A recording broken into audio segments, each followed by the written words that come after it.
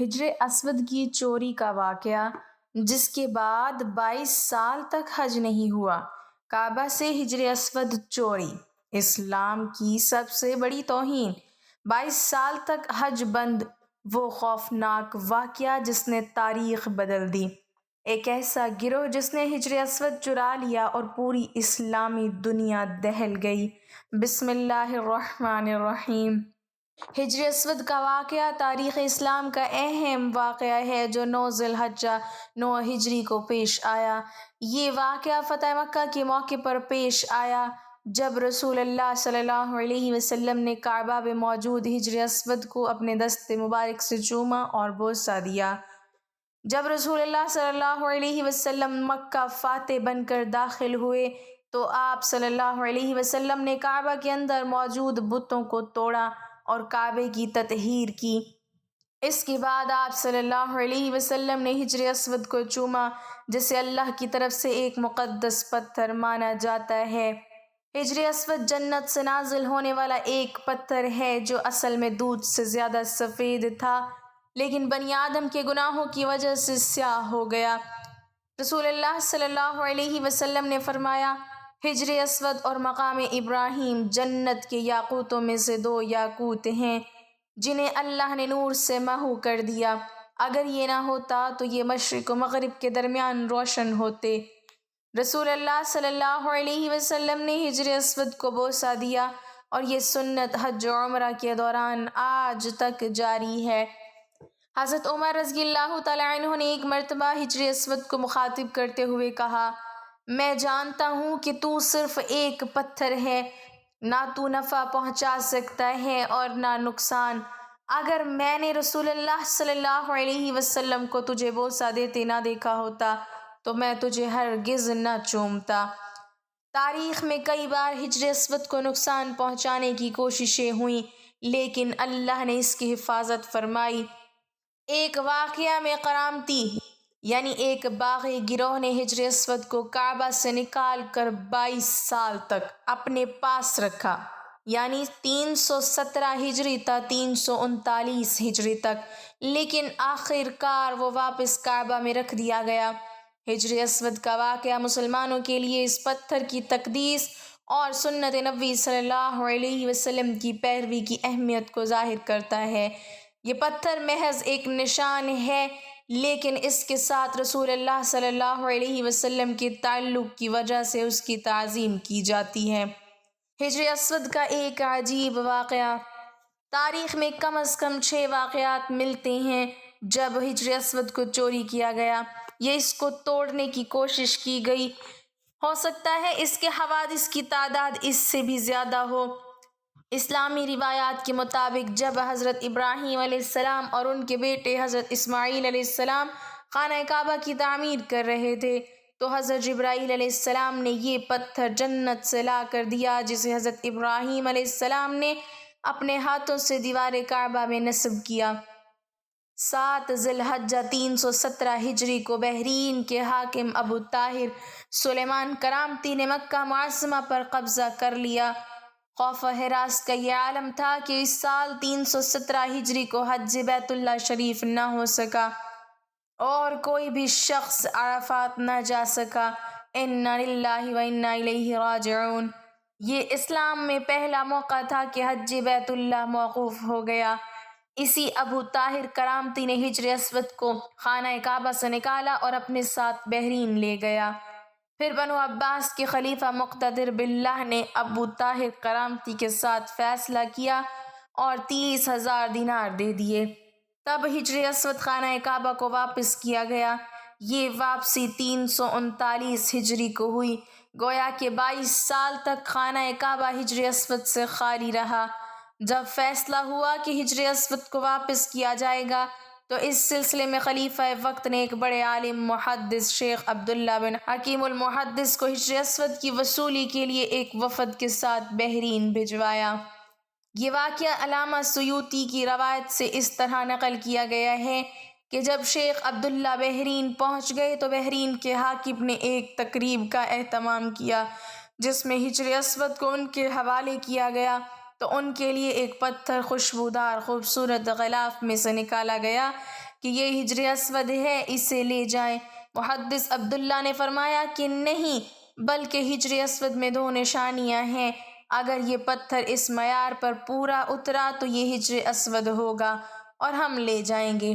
پہلی نشانی یہ کہ پانی میں ڈوبتا نہیں ہے، دوسری یہ کہ آگ سے گرم بھی نہیں ہوتا۔ اب اس پتھر کو جب پانی میں ڈالا گیا تو وہ ڈوب گیا، پھر آگ میں اسے ڈالا تو سخت گرم ہو گیا۔ فرمایا ہم اصل حجر اسود کو لیں گے۔ پھر اصل حجر اسود لایا گیا اور آگ میں ڈالا گیا تو ٹھنڈا نکلا، پھر پانی میں ڈالا گیا، وہ پھول کی طرح پانی کے اوپر تیرنے لگا۔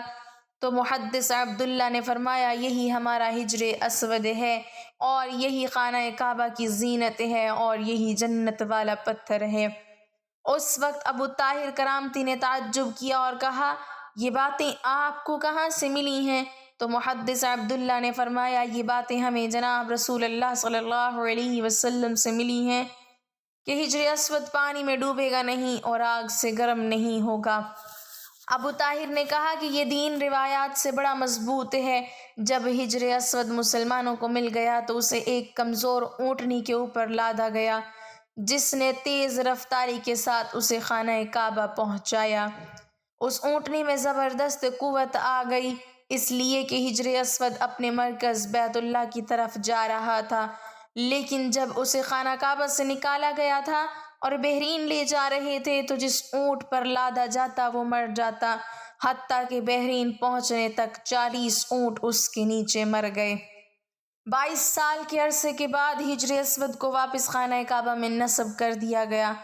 رسول اکرم صلی اللہ علیہ وسلم سے وارد ہے کہ زمین میں حجر اسود اللہ تعالیٰ کا دایاں ہے، روز قیامت آئے گا تو اس کی ایک زبان ہوگی، جس نے بھی اسے حق یا باطل کے ساتھ چوما اس کی گواہی دے گا یہ پانی میں نہیں ڈوبتا اور نہ ہی آگ سے گرم ہوتا ہے۔ اور حجر اسود وہ ہے جو کعبہ کے جنوب مشرقی کنارے میں ہے اور یہیں سے طواف کی ابتدا ہوتی ہے۔ یہ اصل میں جنت کے یاقوتوں میں سے ہے، اس کا رنگ مقام ابراہیم کی طرح سفید شفاف تھا اور یہ آنسو بہانے اور دعا کے قبول ہونے کی جگہ ہے۔ اسے چھونا اور اس کا بوسہ لینا مسنون ہے، اور زمین میں یہ اللہ تعالیٰ کا دایاں ہاتھ ہے، یعنی اللہ تعالیٰ کے ساتھ توبہ کا عہد کرتے ہوئے مصافحہ کا مقام ہے۔ جس نے بھی اسے چھویا یہ روز قیامت اس کی گواہی دے گا، اور جو اس کے برابر ہوتا ہے وہ رحمان کے ہاتھ سے معاہدہ کر رہا ہے اور اسے چھونے سے گناہ معاف ہوتے ہیں۔ یہ انبیاء، صالحین، حجاج، عمرہ اور زیارت کرنے والوں کے لبوں کے ملنے کی جگہ ہے۔ حجر اسود کی چوری کا واقعے کی تفصیل۔ سن 317 ہجری 971 عیسوی میں قرامطہ نامی ایک باغی اور انتہا پسند شیعہ گروہ نے مکہ مکرمہ پر حملہ کیا اور حجر اسود کو کعبہ سے چرا لیا۔